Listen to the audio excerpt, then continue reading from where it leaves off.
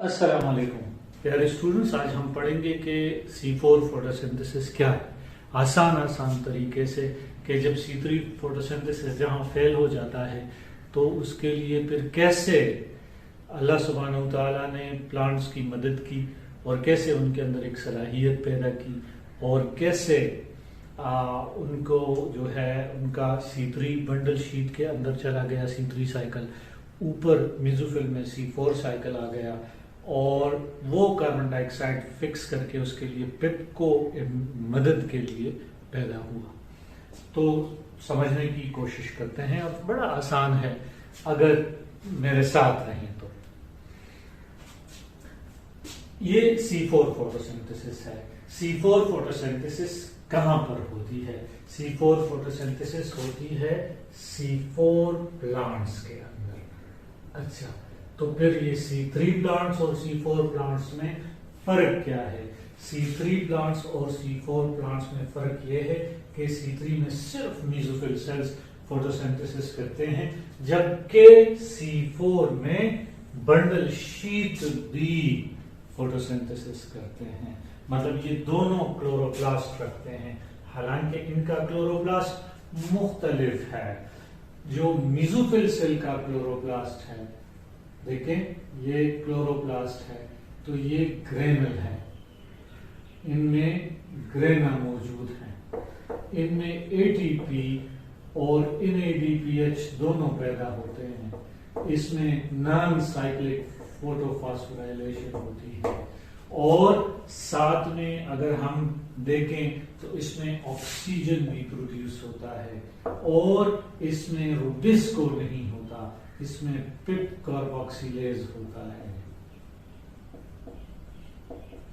अच्छा, तो इसमें फोटोलिसिस भी होती है, इसका मतलब ये है, और इसका मतलब ये है कि इधर ग्लूकोज फॉर्म नहीं होता, ग्लूकोज इज नॉट फॉर्म्ड, सो इसका स्ट्रोमा वो वीक है, स्ट्रोमा कंप्लीट नहीं है, कंप्लीट ग्लूकोज नहीं बनाता, तो इसका हम कह सकते हैं कि वो वीक है, इनकम्प्लीट है। और इसमें बंडल शीट सेल्स भी ये भी क्लोरोप्लास्ट रखते हैं, लेकिन इनका क्लोरोप्लास्ट उनसे मुख्तलिफ है। अगर इनका क्लोरोप्लास्ट देखें ना तो इनका क्लोरोप्लास्ट क्या है? इनका क्लोरोप्लास्ट एग्रेनल है। एग्रेनल ऐसा क्लोरोप्लास्ट है जो मेरे प्लास्टिक के उसमें मौजूद भी है, मैंने कई मरतबा समझाया भी है। क्लोरोप्लास्टिक के लेक्चर में देख सकते हो कि उसके अंदर लेमेला मौजूद हैं, ग्रेना नहीं होते, उसके अंदर लेमेले होते हैं, ग्रेना नहीं होते। इसके अंदर ओनली एटीपी प्रोड्यूस होता है, इसके अंदर O2 प्रोड्यूस नहीं होता और इसके अंदर ये जो इसका जो लाइट रिएक्शन है ये साइक्लिक है, फोटोफॉस्फोराइलेशन इसकी साइक्लिक है। इधर NADPH भी पैदा नहीं होता, हालांकि C3 साइकिल होता है और उसके लिए NADPH की जरूरत पड़ती है। खालिक देखे, खालिक है बस। तो ये देखें कि इधर ग्लूकोज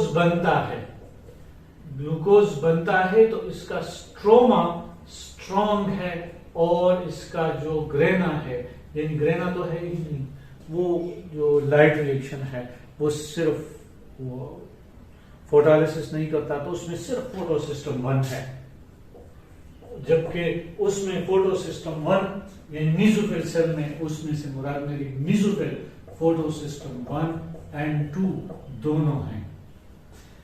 अब होता क्या है देखें, इन प्लांट्स की क्राउन्स एनर्जी है। क्राउन्स कहते हैं, यूं समझ लें कि एक क्राउन की तरह है।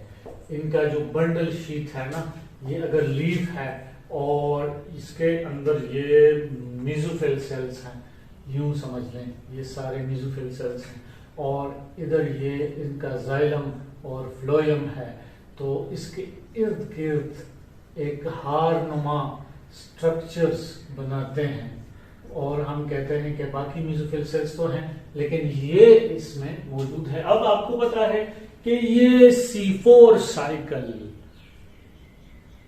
आप एमारेंथस में होता है, सॉरगम में होता है, शुगर केन में होता है, इस तरह के प्लांट्स में होता है। अब अगर ये शुगर केन है तो उसमें बहुत सारे बंडल्स होंगे, क्योंकि उनमें मेज में होता है, उसमें तो पैरेलल वेनेशन है क्योंकि मोनोकाट है।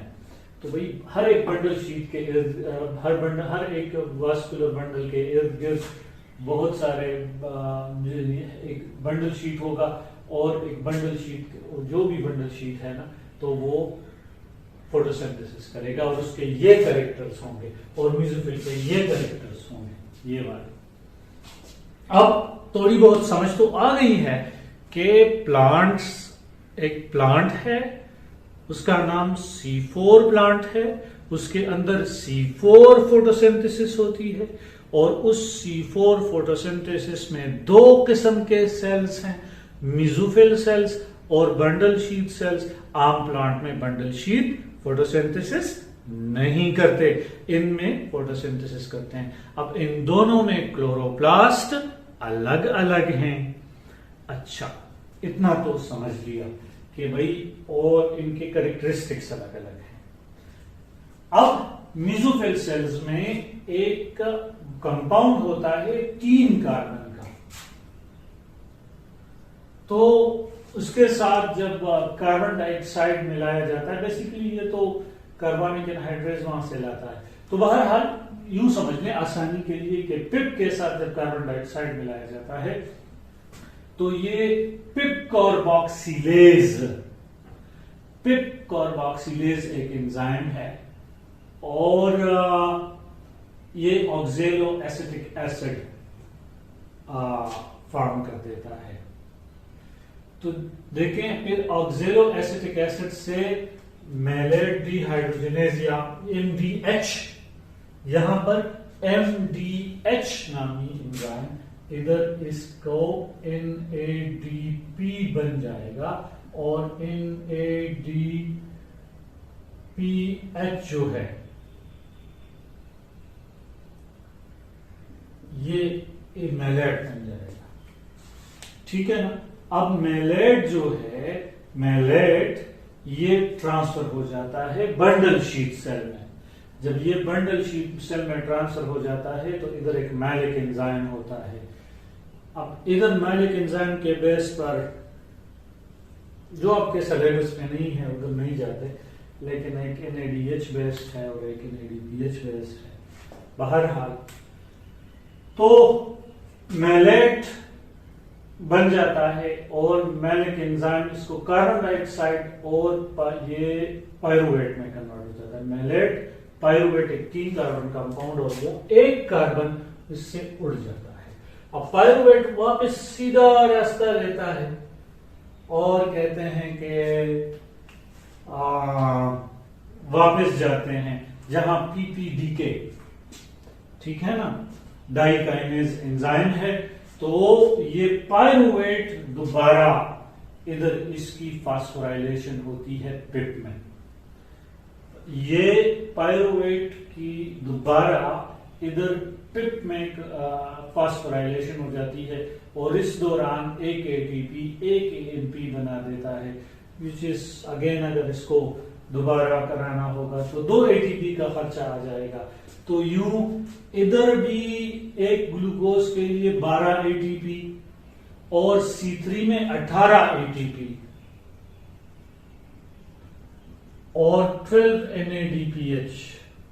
तो NADPH तो अपनी जगह रहेगा, लेकिन यहां पर ये दोबारा ये NADPH बन जाएगा, और ये NADPH, ये देखें, ये NADPH यहां इसको ट्रांसफर होती है। तो ये दोबारा इस तरह से ट्रांसफर होगा। अब हम कहते हैं कि पायरुवेट पिप में कन्वर्ट हो जाएगा, कार्बन डाइऑक्साइड लेगा, ऑक्सिलेटरी स्टेट बनेगा, NADPH कंज्यूम हो जाएगा, मैलेट बन जाएगा। मैलेट जब वापस जाएगा तो NADPH फॉर्म हो जाएगा जो C3 में चला जाएगा। तो 18 ATP और 12 ATP 30 ATP हो जाएंगे और 12 NADPH बन जाएंगे और फिर पायरुवेट बन जाएगा और पायरुवेट फिर आ जाएगा और पिप बन जाएगा। क्या बन जाएगा? पिप बन जाएगा। तो इसको हम कहते हैं कि ये है C4 फोटोसिंथेसिस। ये क्या है?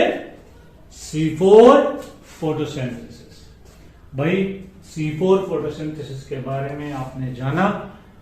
गुजारिश है कि चैनल को लाइक कीजिएगा, सब्सक्राइब कीजिएगा।